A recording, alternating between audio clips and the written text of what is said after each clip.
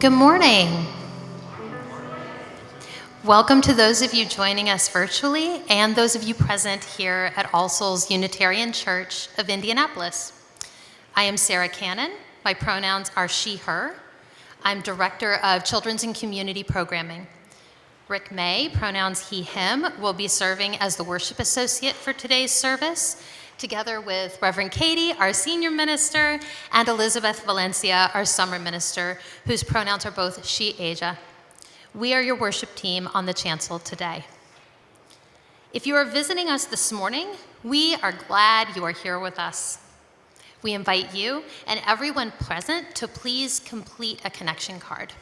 This card helps us know how best to stay connected and support you on life's journey. We welcome you and invite you to bring with you this morning your whole self as you join us in worship. And please know that if you would like some extra support on life's journey, our caring team is an extension of the ministry team and is here to support you. You can reach them by calling All Souls and selecting their extension, or by email at pastoralcare@allsoulsindy.org. Please also know that with the recent increase in COVID cases and Marion County now being considered a medium risk area, please wear your mask at all times while in the building until you hear otherwise. More information will be coming soon, and we thank you. Please do check out our announcements for upcoming events and review the Joys and Sorrows section today. I particularly want to draw your attention to Mary Branson's new address, as she has moved to a nursing home. Thank you so much. And thank you to all of you for being here on this fantastic, pretty Sunday morning. It was a little doubtful that it would be this nice if you were up at 5-ish when it was still raining in some places. So I'm glad to see this sunshine. And I want to thank everyone who attended the ministry startup this weekend. If you were here at the ministry startup this weekend, would you mind just raising your hand? Oh my goodness, that's most of you. Thank you. And thank you so much to everyone who helped with setup and cleaning the kitchen and putting the chairs back. It was good to be together. And if you get a chance, she's not in here right now, but I'd love it if you could thank Sandy Ryberg today for championing the blood drive last week. And thank you to all of you who donated blood. We saved a lot of lives by donating blood last weekend. As a quick heads up, check your mailboxes. There's a postcard invitation making its way to you to have a cup of coffee or a cup of tea with me this Wednesday at Rabble Coffee on East 10th from 11:30 a.m. to 1:30 p.m. I hope that we'll be able to sit down, maybe share a treat or a cup of coffee, cup of tea, and get to know each other just a little bit better. I have a special introduction to make today. We have two wonderful guests with us. First, we have speaking today the very first speaker in our Prophetic Voices series, Manon Voice. Thank you so much for being with us. We are so blessed.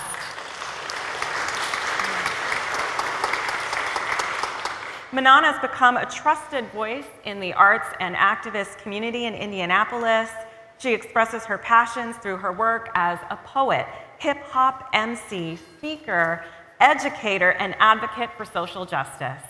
Manon strives to amplify the richness of the human narrative through workshops, public speaking, performance, poetry, and you can find out more at manonvoice.com. We also have a special musician with us today, Anthony Howard. Anthony is a writer, producer, and of course musician, and Liz Elsmore is going to be playing our hymns today. So thank you to Liz and Anthony and Manon.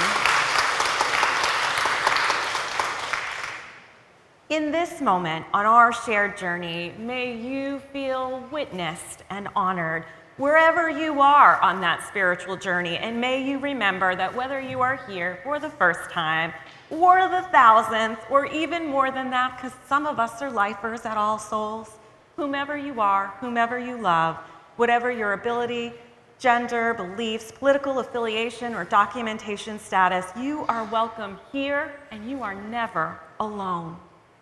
Let us now greet our neighbors, especially our new folks, and when you hear Liz begin to play hymn number 1051 in the teal hymnal, I hope you will stay risen in body or spirit and join us in singing. Neighbors.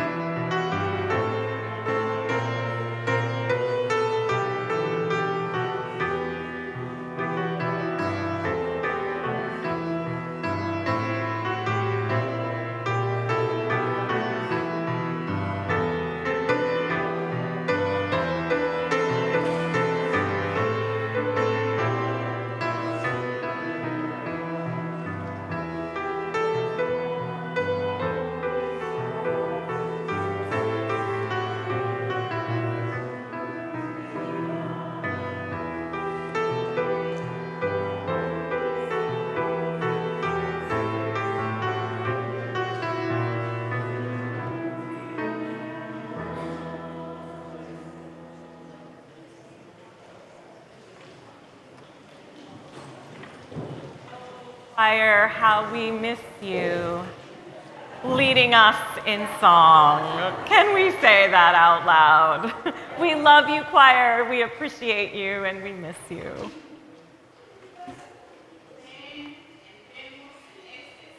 de esperanza y de comunidad. Come, let us enter this space of hope and community.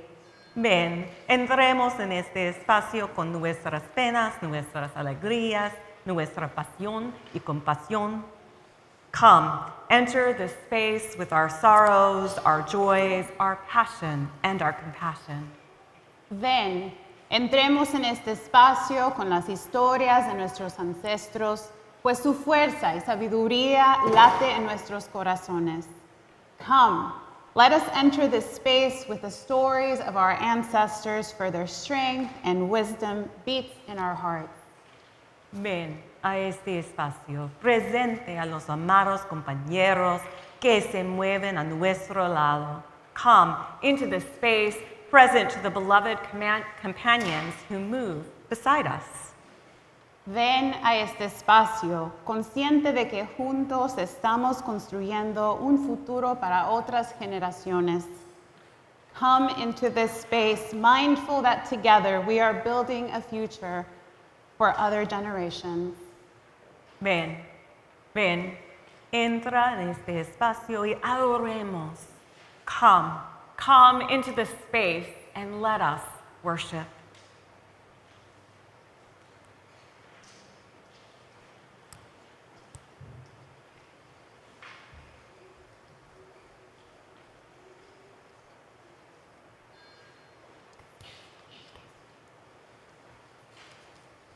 Please join us as Savannah Kennedy lights our chalice this morning by reciting the words of our covenant, which is on the wall behind us. Love is the spirit of this church, and service is its law. To dwell together in peace, to seek the truth in love, and to help one another. This is our covenant.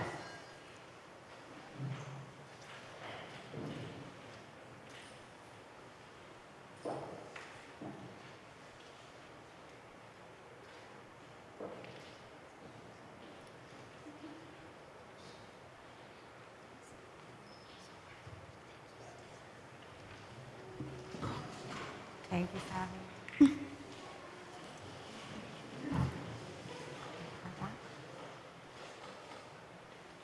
Good morning. Good morning. Peace and grace to you. It is so wonderful and beautiful to be here on this bright morning.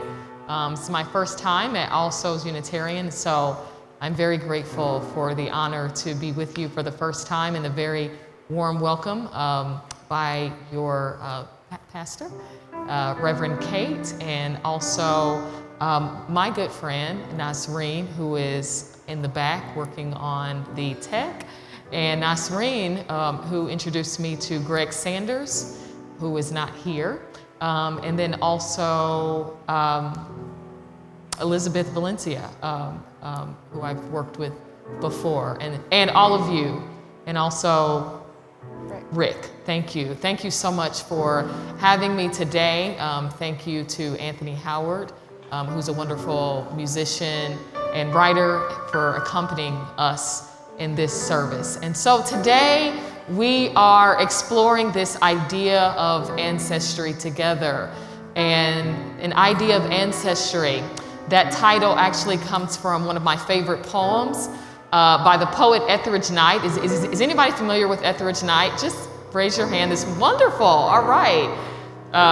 So we have some, hopefully some poetry lovers, some poetry readers. And Etheridge Knight made Indiana his home, and he was one of the pioneers of the Black arts movement. And an idea of ancestry, he actually wrote when he was in prison, and he moved here after his imprisonment, but he started writing poetry while he was incarcerated. And so he was having a moment of reckoning behind prison walls, and he wrote an idea of ancestry, and he was looking at his jail cell wall where he had pictures of all of his loved ones, his grandmothers and his aunties and his nieces. And he was remembering where he had came from and how all of these people had shaped who he was. And I believe that each and every one of us on our journeys, we have this moment, this revelatory moment where we realize that we are not self-made. I know that that's sometimes this axiom that we use in our culture, that we are self-made, but that's really not true.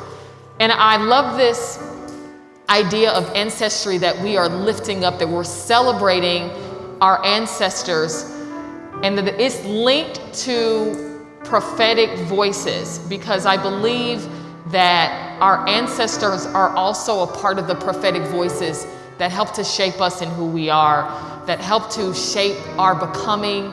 They open the door and they make the way for us.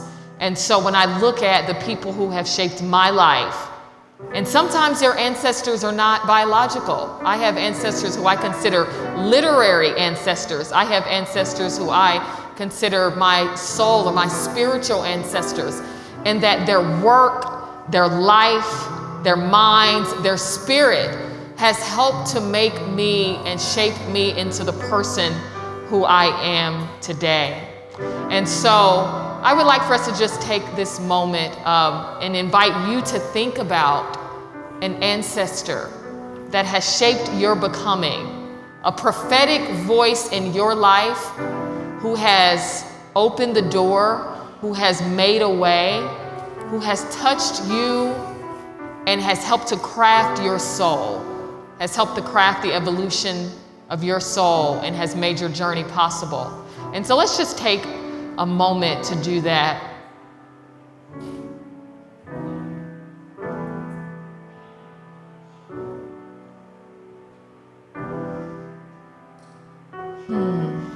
And many of you have brought to remembrance these souls today who have been a part of your ancestry lineage.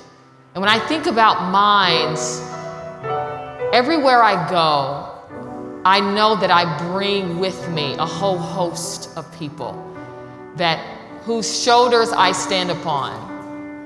I was blessed growing up as a child to be around a strong lineage of Black women.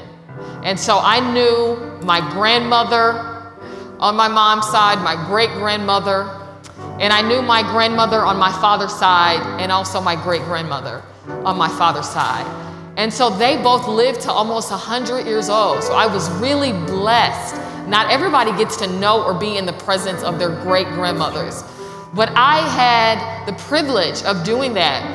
And I didn't realize it at the time how that was impacting me, how that was impacting my spiritual formation, my soul's evolution, to see these amazing, strong, resilient, valiant Black women who, from the spare threads of their life, had shaped a tapestry that I could exist in and also pick up that needle and continue. That's right.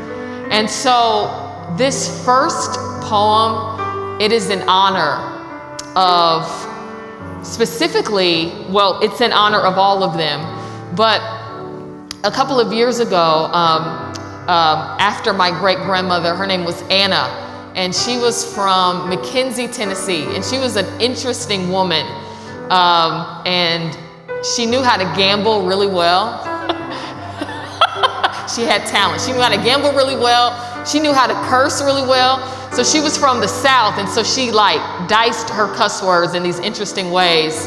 And I love language, so I thought it was really interesting what she could do. And she was also a very good cook, and she was a cosmetologist, and she worked in the Madam C.J. Walker building. So an interesting history that she had. And then after she passed away, my mother told me, she said, "Did you also know that she was a seamstress?" And I had no idea, but she made the clothes for my mother and for my grandmother, her daughter, and for lots of family members. And I thought about this work of being a seamstress. And because I'm a poet, and I often think in metaphors, and I thought about this alchemical work of sewing, of stitching, our lives of making something out of threads. And sometimes we look at these threads and we don't know what the possibility is until we began. And then we embark upon this artistic journey to make something full and to make something beautiful and to make something that can serve ourselves or serve others, to be a mantle or cloth to wrap others in. So this first poem is called Threads, and it's in dedication to my great-grandmother, Anna, who we affectionately called Nini, and all of the other women in my maternal lineage who have shaped my life.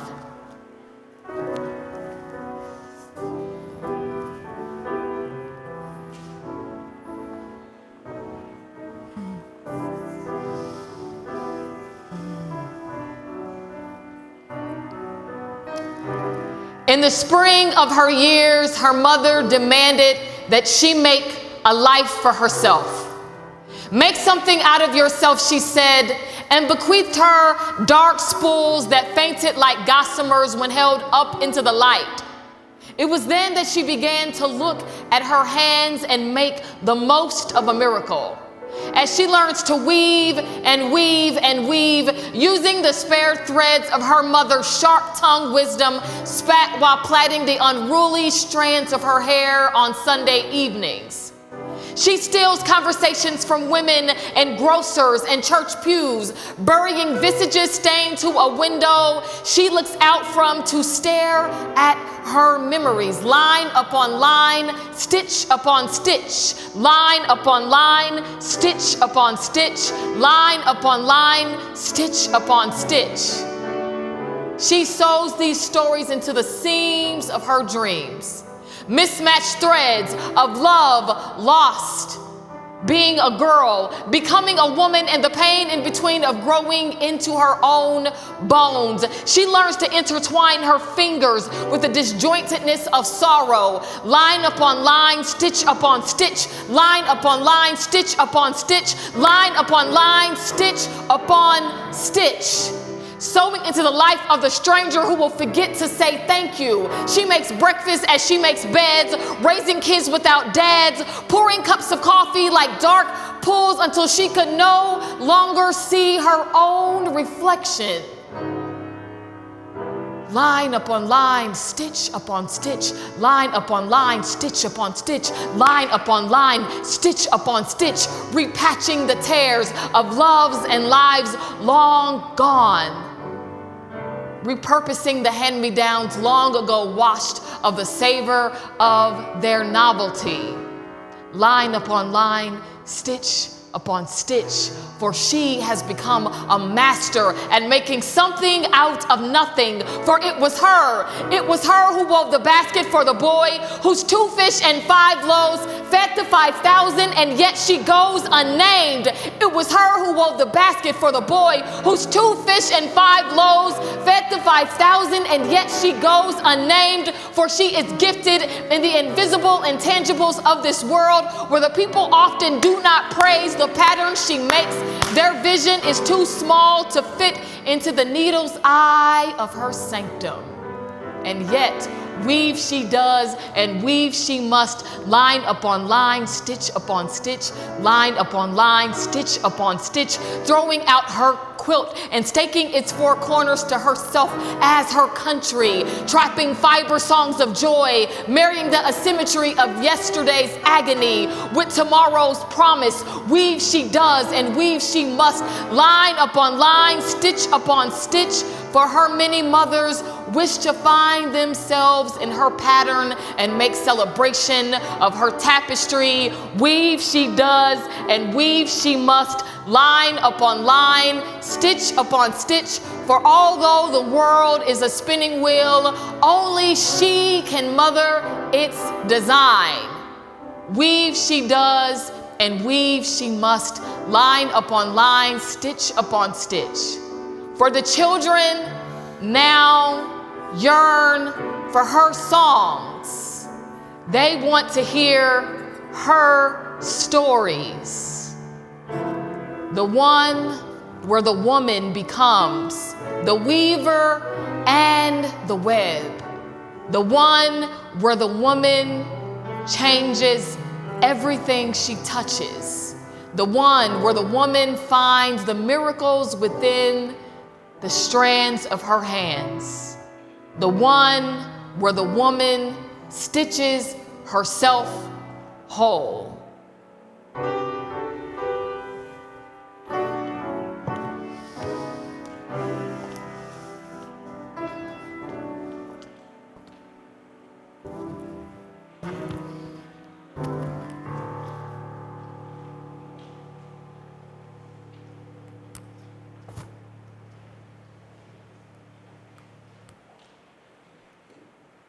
Earlier this month, my Aunt Vicky joined our ancestors. She passed after a long and courageous battle with cancer. The call came literally minutes before I was about to work with our caring team for our very first retreat. And while I was present with my grief, a comforting power that held me was the knowledge that she is with our ancestors now, and also with me in my heart. My cultural and spiritual traditions tell me that as long as we remember our ancestors, tell their stories from generation to generation, that they live on through us. Now, science says that the heart is like a little brain made up of 40,000 neurons. Perhaps our memories of love, those shared stories, live there. In this moment, I invite you to tune into your heartbeat as we call our ancestors in through our heart spaces. I too have been held up by my own cultural and spiritual traditions that tell me that I can continue the legacy of my now ancestors. When we remember our ancestors with each heartbeat, they live through us. And together, we have had many losses these past few years. So many loved ones of all ages have joined our ancestors. So today, we intentionally pause to remember our ancestors, those who survived so that we might live. And those whose labor, art, wisdom, and foresight give rise to our resources, to our strength, and to our opportunities. They are ancestors of blood, bone, and DNA. They are ancestors from our religious history, great thinkers, artists, poets that inspired us. They are teachers or coaches. They may be even ancestors of fur and feather, scale, skin, beloved pets that have loved us into being, like the 3 names I have here of our pet parrot. In a moment, Anthony will play some music, and you're invited during the music to come forward to place an item on this altar of remembrance.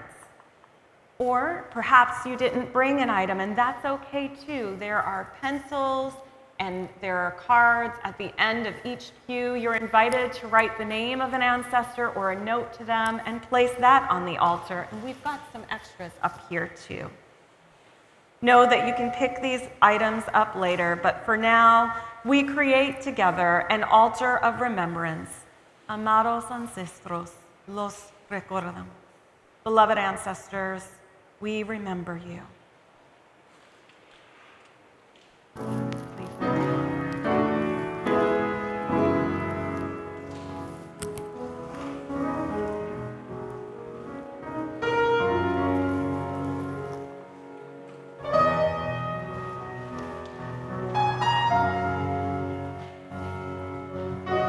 Mother before I knew her. Oh, thank you, Judy. As long as our hearts beat, They will be remembered.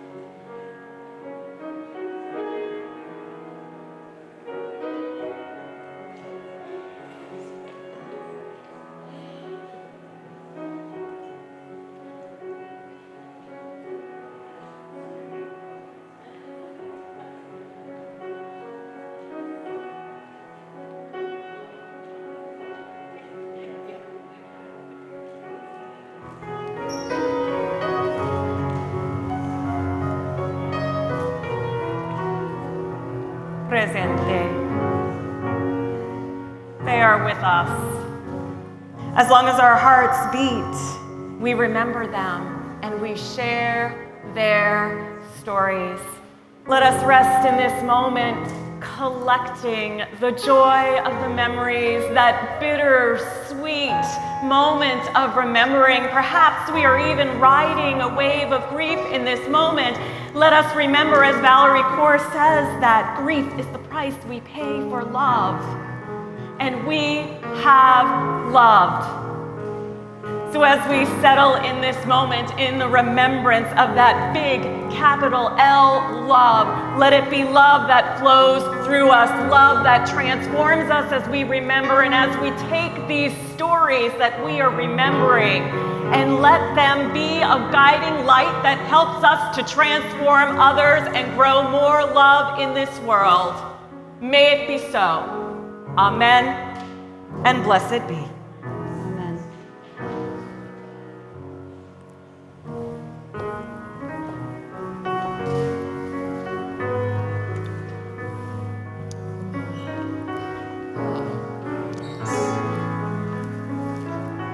Thank you all for participating in this sacred ritual of remembering our ancestors, honoring our ancestors, honoring those who have made us possible, who have shaped our lives, who have helped our becoming, and honoring their souls, honoring their work, honoring their spirits, honoring their lives. And I've been thinking a lot about the importance of rituals in our lives, in this fast-paced, modern American culture that we live in, that at times our culture can be obsessed with production, with speed, with capitalism, with accumulation, with gain, with getting more and more. And I remember there was a quote from one of my favorite writers who talks about the roles of rituals in loss and grief, Francis Weller.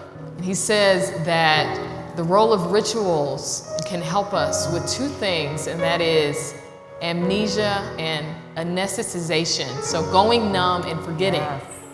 And I also, thank you. I heard some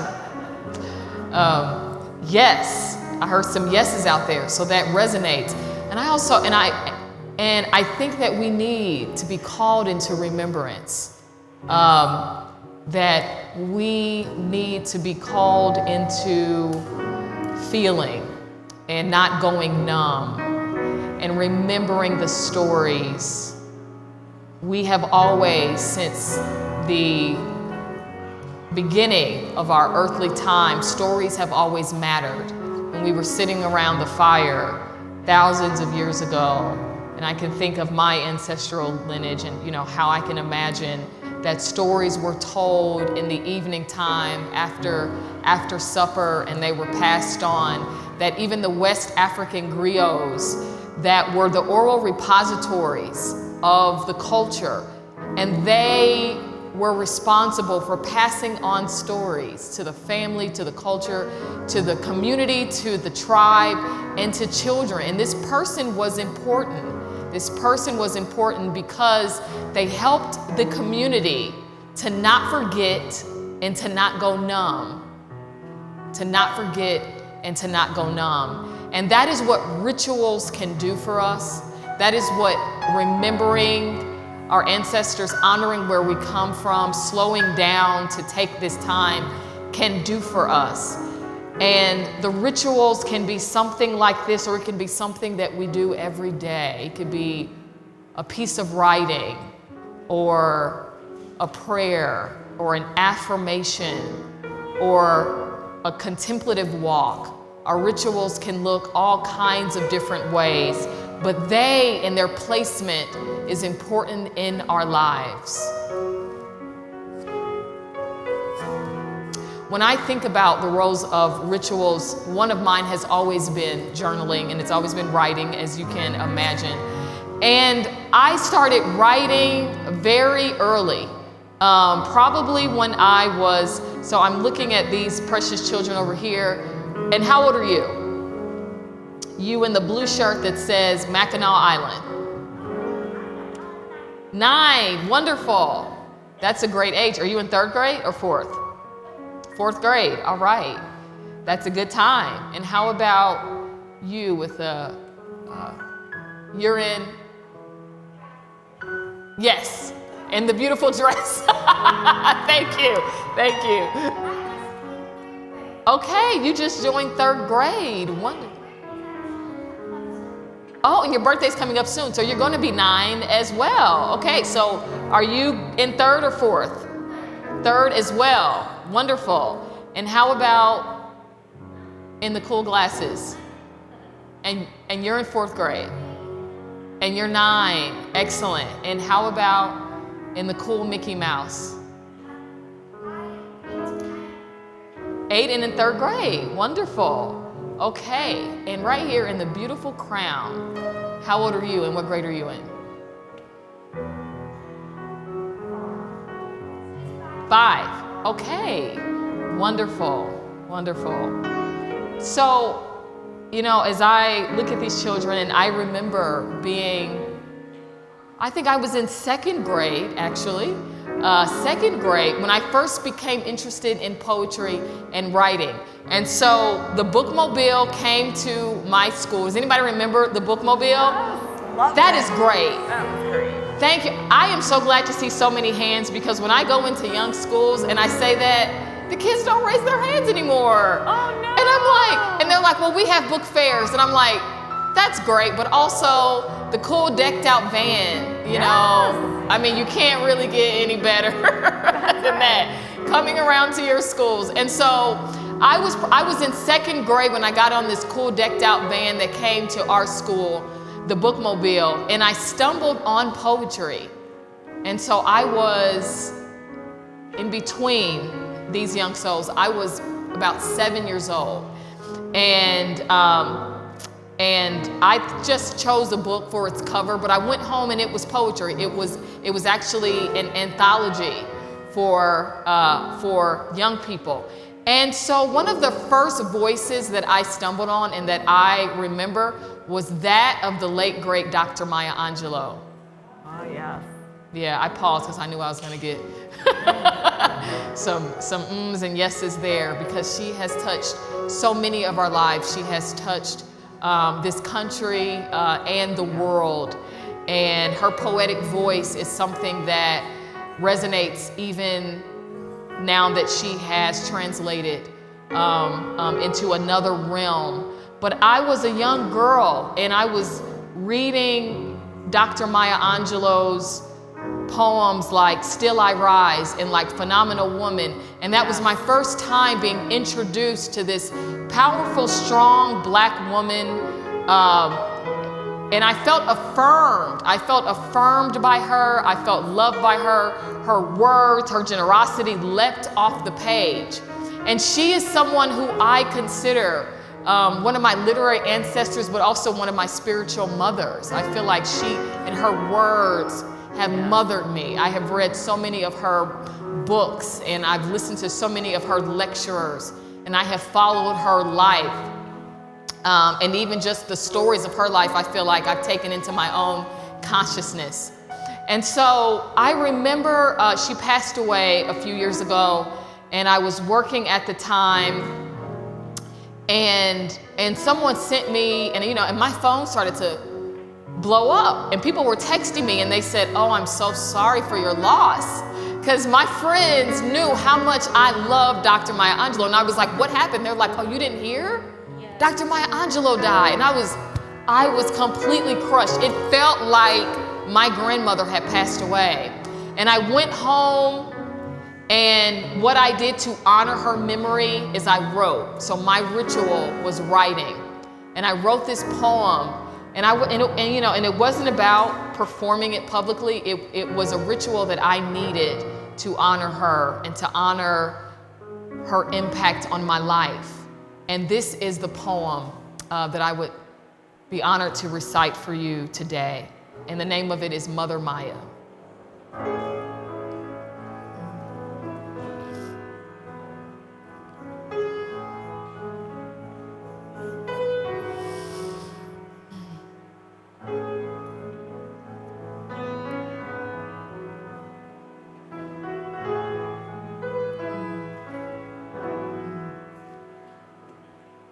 Mother Maya, you made the dream of humanity visible. Our souls felt possible beneath the strong stampedes of stallions we called the world. You opened our cages and freed us to sing.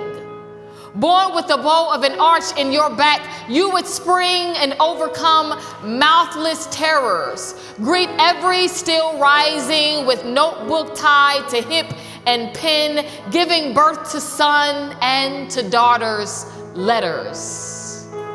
Mystic, poet, Maya, Shakespeare wrote for you and you for us. Discovered the unfounded language of our native tongues, permission for us to find our voices, peeled back the husk of words with grit and pen, wrote here. Here is what it looks like to light, to shine, to be born again of word and spirit, O brethren and sistren of nations. Phenomenal Maya, phenomenal Maya, phenomenal Maya, the bronze pillar leg dancer who shook all over the world with calypso rhythm and blue laughter. You sang in the deep bellow of our earth mothers and fathers whose black backs were stacked, buried in the bottom of fretful ships. We heard our truth forgotten selves in the sweetness of your timbre.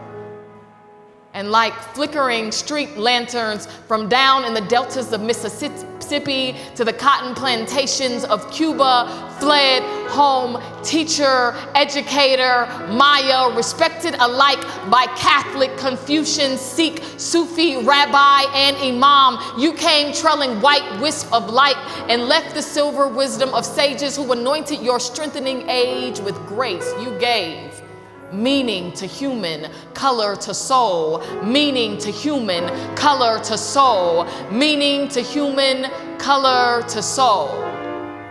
Ours, who now looks back and wonder, find ourselves loved on by God in the clay face of a black woman we called Maya, revolutionary activist Maya, revolutionary activist Maya, revolutionary activist Maya, who stood beside kings and honorable men etched by assassination. You wore the bandana of justice around radical threads, pumped your black fist, wore bangle earrings, wrote a cabaret in the chorus of our freedom, said we all bleed the same. Red man, brown man, black man, white man, yellow man, all united under the same colored sun on the pulse of a morning, 1991, threaded by common salutations of blood, flesh, voice, and power. Blood, flesh, voice, and power. Once you spoke, you would speak forever. Once you spoke, you would speak forever. Our dearest Marguerite, Egypt and Ghana now weeps. Stamps, Arkansas, San Francisco, California, Harlem, New York, the women of the Mende tribe do dance, for your chariot has come. Nelson Mandela extends his hands and says, come up higher, sister. King sees his old friend, his eyes rejoice. Jimmy Baldwin just, girl, what took you so long? Billie Holiday wants you to sing her a song. Vivian Baxter says, see, Maya, I told you, you would become the greatest woman that I would ever know. And Brother Bailey says, finally, Maya, my queendom come. And the God of our ancestors says, welcome home and well done. Welcome home and well done. Welcome home and well done.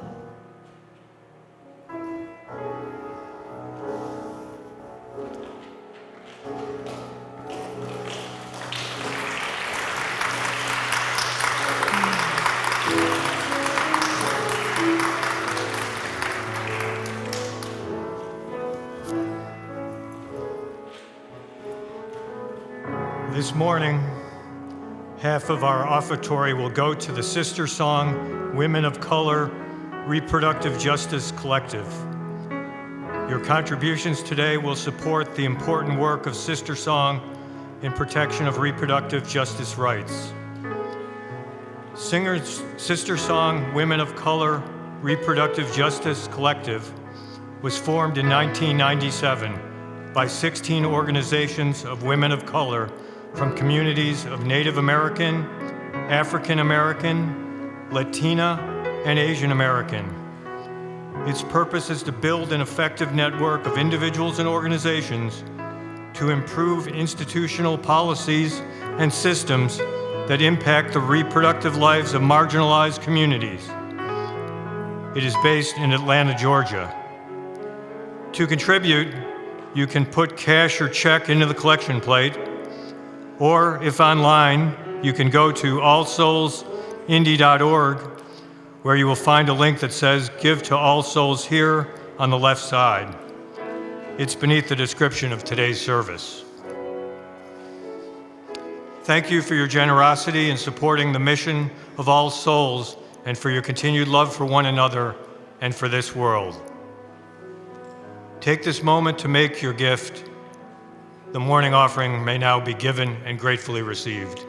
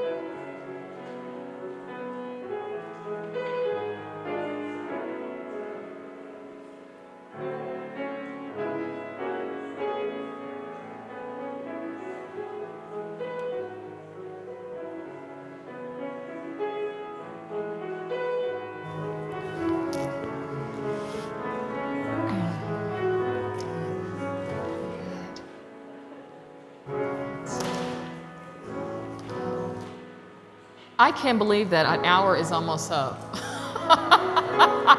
I'm like, whoa.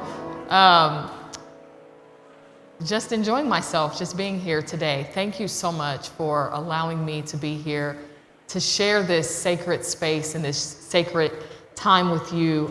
It really does mean a lot to me, and I realize that so much is going on in our nation and in our country and in our world, and we're not quite post-pandemic. You know, I've been hearing that, but we're still in the throes of the toil of this uphill climb, along with so many other things that are going on a global scale and on a national scale, and then in our lives, right, in our personal lives. And so every time that we get to gather in fellowship, to be with one another, to remember, to love on one another, it really does matter. And as I close out, I am thinking of a question that my friend Catherine, who lives in Chicago, who's an editor, And she introduced me to this question. And the question is, what kind of ancestor do you want to be? What kind of ancestor do you want to be? And I love that question. And she worked on a book, on an anthology where a lot of different voices from all kinds of sectors contributed to this.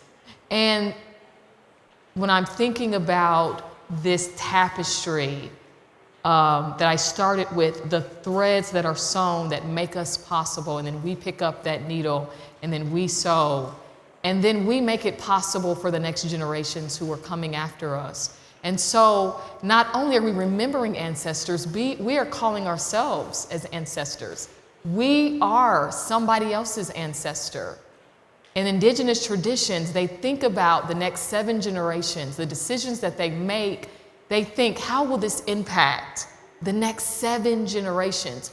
And what if we thought about that every day? That we got up, that we went to our jobs, that we cared for our children, that we acted in community with service and love and justice. What if we thought about, am I serving the next 7 generations? So what kind of ancestor do you want to be? And what kind of ancestor can we practice being day to day? As I recite this last poem, it is a move through time, a chronology of ancestry. And it also asks us the question at the end of, how will we pass on the baton? How will we pass on the needle to the next person, to the next child, to the next neighbor? How will we become an ancestor that they will want to remember? And so we are all charged with that, to not only remember where we come from, but remember who we are practicing becoming and how we will help shape the next generation and those coming after us. So this poem is simply called The Dream. I believe it does have some prophetic edge to it, which is my job as a poet, is to speak truth to power. And so I'm going to end with this. The boy who once dreamed did not always see himself a king. Heir of a segregated South, the rubiginous soil of Atlanta, Georgia, thick with the blood of his ancestors, almost buried him in prepubescent self-hatred. The dream, wrinkled in time throughout eras of displacement, he saw on the shutters of his sight the crowns of black gods who once ambled the earth with wings and 3 eyes, the chariots of queens whose necks stood tall and foreheads high, scripted with hieroglyphs. Strapping Zulus who drove their war horses into the battle march betwixt a procession of percussive strikes. Children who made mirrors in the river of their beauty, cooling their skin beneath the sub-Saharan sun. And then, black bodies being bit like beasts, herded upon great ships, disappeared into the night mouths of lily-faced pirates, the bows of bloated boats giving up its sick to the seas, its strongest to suicide, the sinking of swarthy feet upon strange land, strange jangling chains that cuffed their throats and their hands, strange fruits made of their sun-rotten flesh, halved like nectarines. The dream was almost sucked out of the mouth of an infant torn from slave womb. The dream almost passed out of plantation palms cursed with cotton. The dream almost died in the Confederacy of the Civil War. The dream almost fell short of number 13 in the U.S. amendments. The dream almost miscarried during the birth of Reconstruction, stood up to a tyrant named Jim Crow, and then sat down in the posture of Rosa Parks. No, the dream crawled its way into the civil rights movement, beset by beatings and boycotts, marches and marauders of justice. The dream would win the Nobel Peace Prize and then fire split the chest of the king on the balcony of his rented room throne. The dream was assaulted on the way to the ballot box, and Fannie Lou Hamer's "I'm sick and tired of being sick and tired of being sick and tired." The dream would pump its black fist with Angela Davis's afro and black pride. The dream would travel to school with the Little Rock 9. The dream would sit in the jail cell with the Central Park 5. The dream would elect its first black president and then 8 years later slip under the kneecap of Kaepernick. The dream was a cell phone mistaken for a gun on the south side of Chicago. Said I can't breathe in Staten Island, New York. Wore a hoodie in Sanford, Florida. Threw up his hands in Ferguson, Missouri with his last breath. Said I wasn't reaching for it in Falcon Heights, Minnesota. Wanted to keep sleeping peacefully in her bed in Louisville, Kentucky, and right here in Knapp fell with the 21-year-old Dre'Jon Reed shot by IMPD with bullets in his back. The dream has been crying out in climate changes, has been gathering in women's marches, demanding equal payment, has been demanding that children at the borders be released from their cages, has been asking for the dismantling of mass incarceration. The dream, this riotous torch burning the bosom of believer and unbeliever alike, taking on immortality, but always taking on new life. The dream would outlive the boy who dreamt it.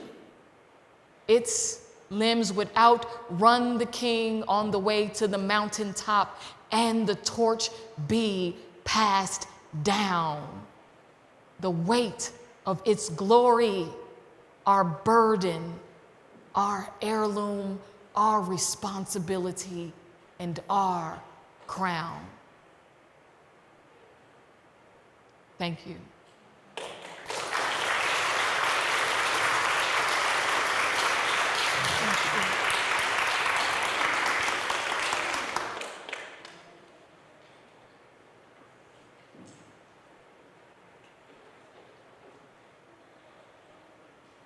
Wow.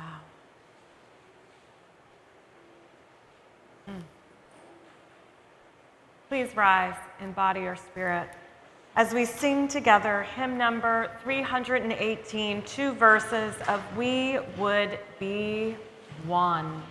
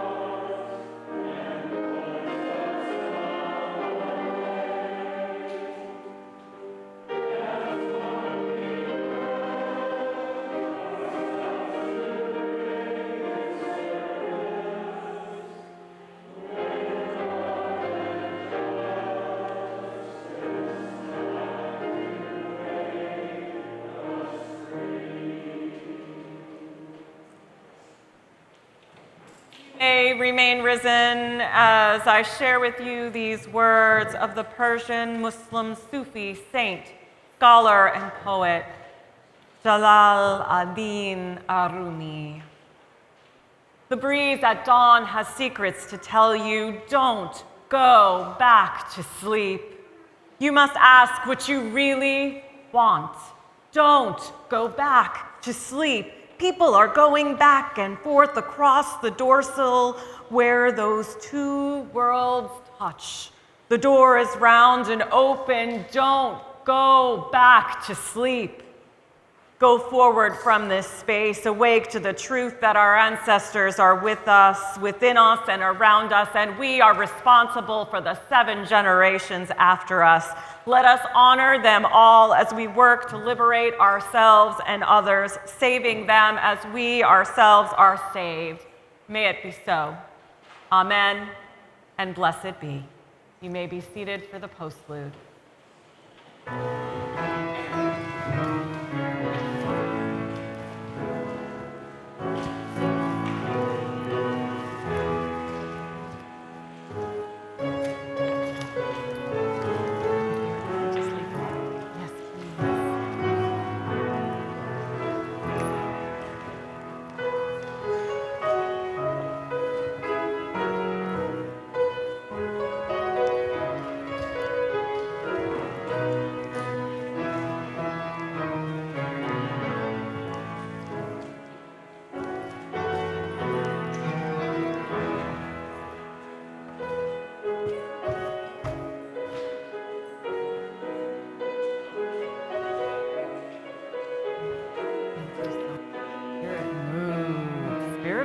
I was like, ooh. Thank you.